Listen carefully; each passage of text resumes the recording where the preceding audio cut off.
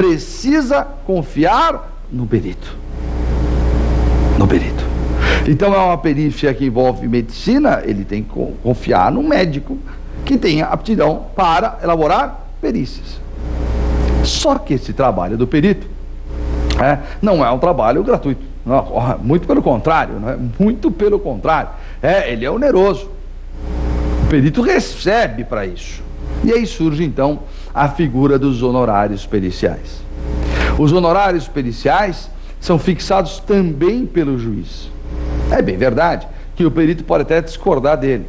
É bem verdade também que o perito pode dizer o seguinte: olha, esse valor eu não vou elaborar o laudo. Pode, ele tem esse poder. E as partes também poderão impugnar o valor fixado pelo juiz com relação aos honorários periciais. Só que não podemos esquecer que é um trabalho remunerado. Aí alguém pode pensar assim: mas e se o indivíduo for beneficiário da justiça gratuita? E se o indivíduo for beneficiário da justiça gratuita? Bom, sendo beneficiário, é claro, ele não vai arcar com os honorários periciais. No entanto, olha que importante que é isso, o perito vai receber. O Estado tem que pagar o perito. Alguns estados mantêm convênio com algumas associações para que acabam por indicar esses peritos no caso de justiça gratuita. Mas os honorários existirão sempre. O juiz concederá a esse perito um prazo para que elabore este laudo. E a partir do momento que o juiz nomeia o perito, as partes deverão, tem um prazo de 5 dias, nomear, se quiser, assistentes técnicos, bem como formular quesitos. Quesito é uma pequena indagação, não é, que a parte faz ao perito antes da elaboração do laudo. Então, o quesito deve ser respondido pelo próprio perito durante o laudo. Do laudo ele vai colocar quesitos das partes, ele vai responder a esses questionamentos. E os assistentes técnicos? Os assistentes técnicos são são profissionais de confiança de cada uma das partes. Então, cada uma das partes, repito, é facultativo. Podem indicar assistentes para que acompanhem a elaboração do laudo pericial. E esses assistentes podem até mesmo elaborar um laudo divergente do perito. Ok? Muito bem. Vamos imaginar que nós temos o laudo do perito e que nós temos laudos dos assistentes e que esses laudos são divergentes. Como é que fica essa situação? O perito elaborou um laudo, chegou a uma determinada conclusão. Tá, tranquilo. O assistente noutra. Como é que o juiz resolve? O juiz vai escolher. O juiz vai determinar qual laudo deve ser acolhido. Muitas vezes o juiz acolhe o laudo, ou homologa o laudo do próprio assistente, do assistente da parte. Pode. É o entendimento do juiz. Daí porque a prova não ser absoluta. Daí porque essa prova não ser a mais importante. O juiz, então, pode homologar o laudo do assistente. Ou então, o juiz poderá nomear um novo perito. Aí ele pode fazer isso. Ele fala assim: não aceito esse laudo, quero um novo laudo. Pode. Só que neste caso, quem vai arcar com os honorários periciais é o autor. Quando o juiz determina de ofício a produção da prova pericial, os honorários devem ser suportados pelo autor.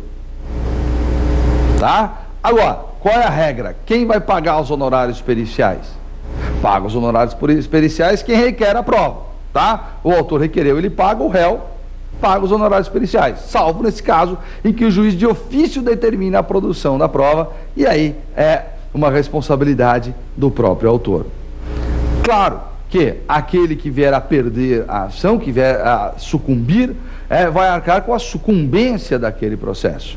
E da questão da sucumbência, evidentemente, vai reembolsar a parte contrária no que tange aos honorários periciais.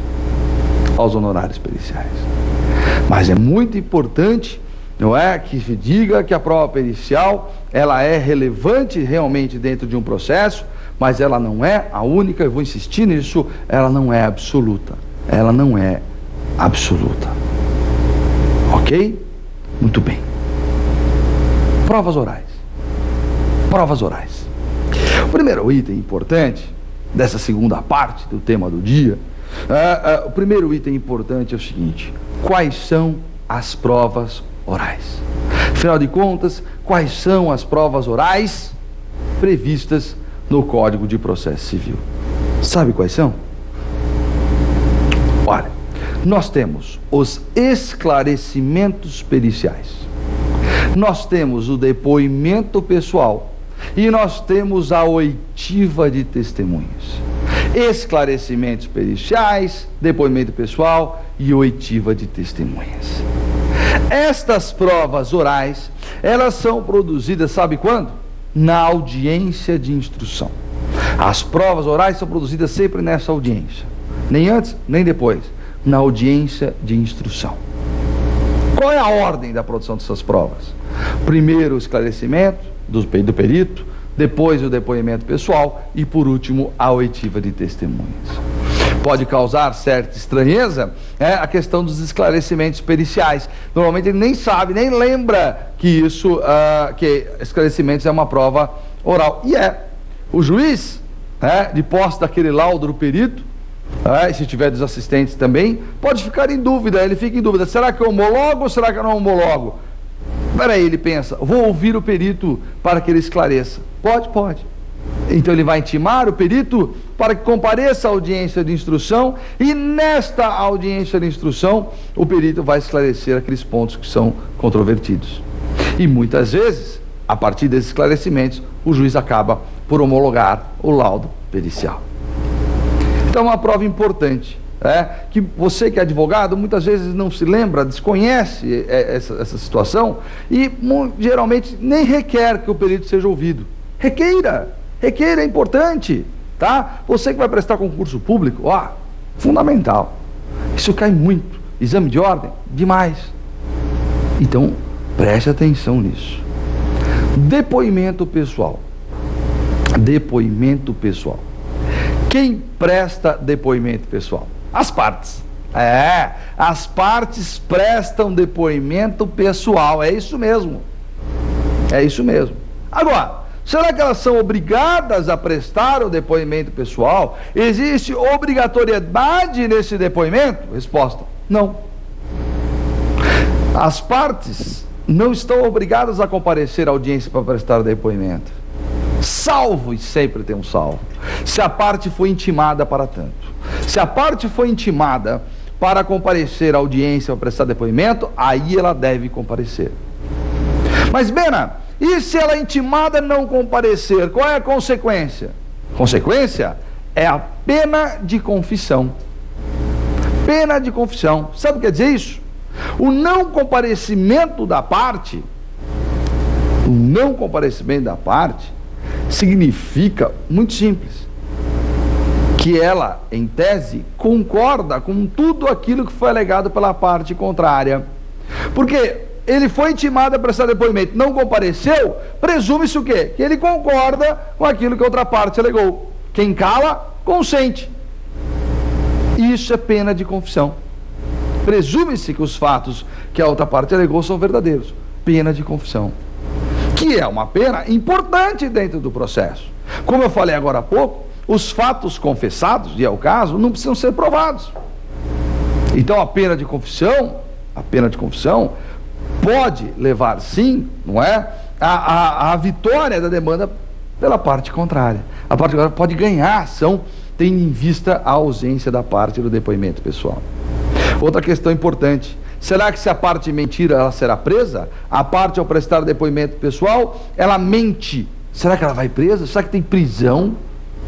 Não. A mentira do depoimento pessoal não implica em prisão. Prisão é nas testemunhas. Se a parte mentir o depoimento pessoal, o juiz pode aplicar essa pena de confissão também. E mais, litigância de má-fé. Vai doer o bolso do indivíduo. Litigância de má-fé. O juiz vai punir com uma multa. Por quê? Porque ela mentiu. E o artigo 17 do CPC vai dizer que é dever das partes falar a verdade. Então, esses são os pontos